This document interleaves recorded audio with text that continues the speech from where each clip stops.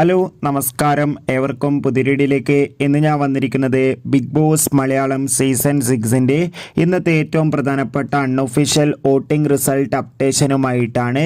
വീഡിയോയിലേക്ക് മുൻപ് video like ചെയ്യുക, ചാനൽ സബ്സ്ക്രൈബ് ചെയ്യുക. ഈ വരുന്ന മെയ് മാസം ധാരാളം ചിത്രങ്ങൾ അങ്ങോട്ട് OTT റിലീസ് ചെയ്യുകയാണ്. നമ്മുടെ ചാനൽ ഭാഗം പരിശോധിച്ചാൽ നിങ്ങൾക്ക് കാണാം.